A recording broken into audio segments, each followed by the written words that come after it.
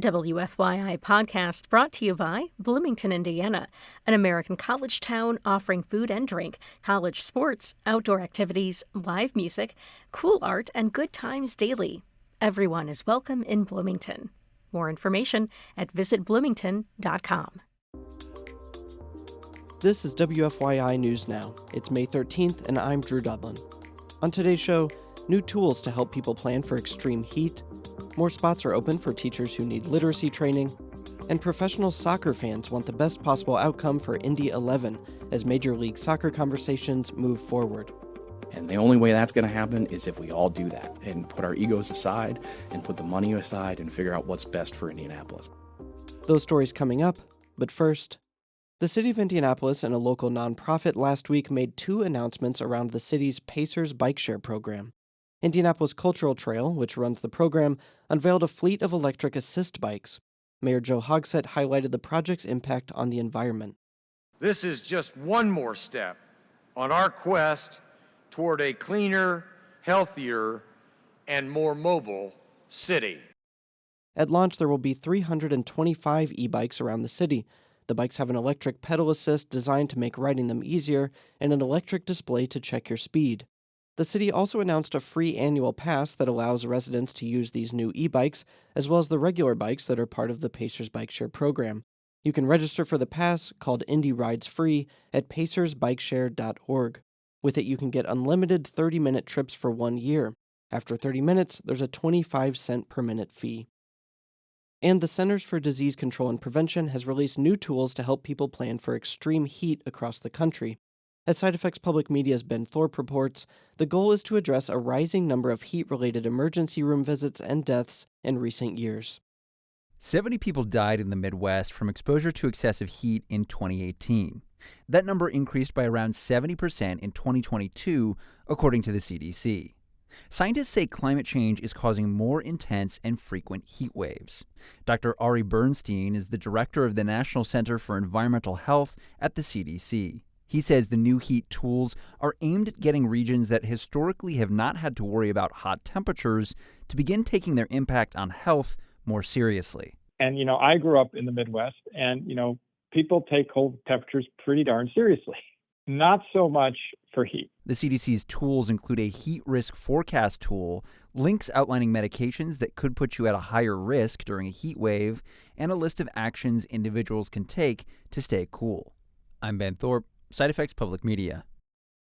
Teachers who have not been able to sign up for literacy training funded by the Indiana Department of Education will soon have more chances to do so.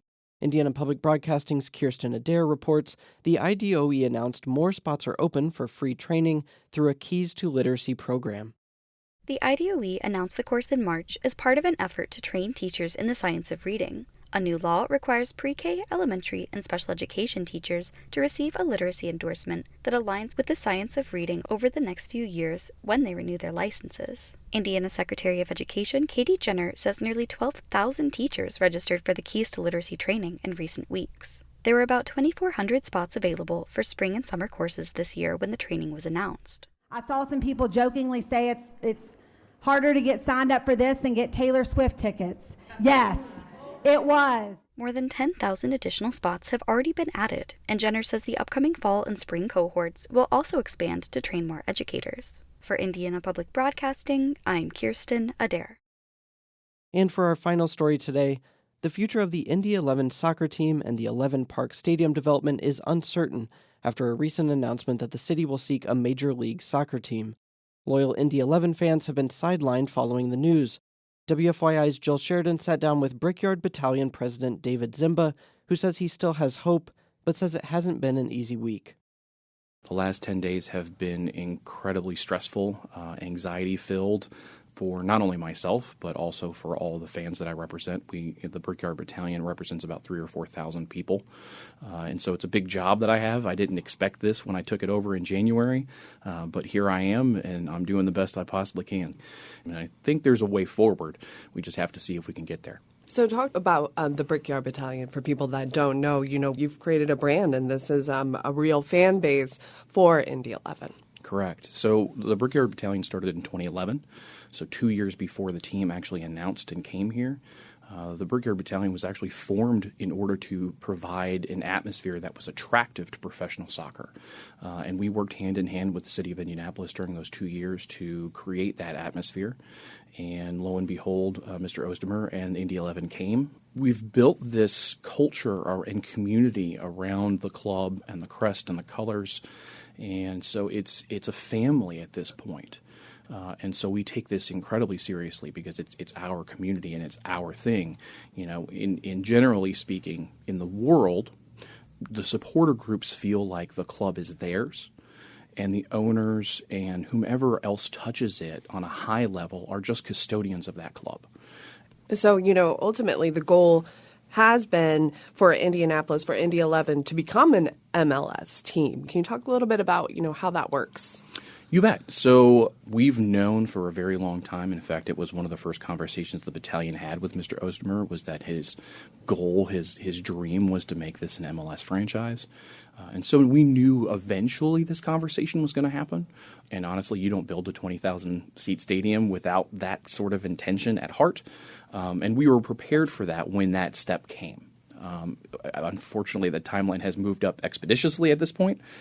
What we hope as the battalion, and because of my unique background in the law as well as politics, my hope is that I can get everybody in a room and we can figure this out so that everybody can get on a stage and be smiling and shaking each other's hands at the end of this, saying we're going to apply as Indy 11 and we're moving forward as an MLS franchise. Everybody's together, and this is our dream together collectively. So teams have coexisted in cities before, but it doesn't usually end well.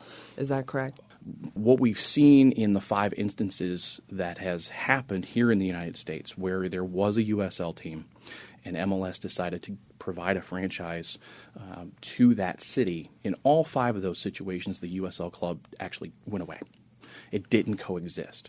Now, there's 2 separate avenues. One, where there's Minnesota, Cincinnati, and Nashville. In those situations, the USL club was brought along into the ownership group. The supporter groups were brought along with the new ownership group or the investor group, and then they applied for the MLS franchise, and everything's hunky-dory, and everybody's happy, and those 3 franchises are doing phenomenally well. The other 2 situations is the most recent MLS club, which is in St. Louis. There was a USL club and a supporter group for a long, long time, and they were just sort of deleted. And the supporter group has sort of come along, but not come along, and the atmosphere has suffered. And you can tell when you watch it on TV. Because as you mentioned, you are the professional soccer fans in the city. What would you like to tell city leaders now as all these meetings are coming and as this is rolling here? And in order for this to work out for the betterment of Indianapolis and for the fans and for the battalion and for MLS to come here and continue to be an attractive city to come to, we need to all get in a room and hammer out some sort of conversation and deal where everybody wins. And the only way that's going to happen is if we all do that and put our egos aside and put the money aside and figure out what's best for Indianapolis. Thank you, David, so much for chatting this morning. Thank you so much, Jill.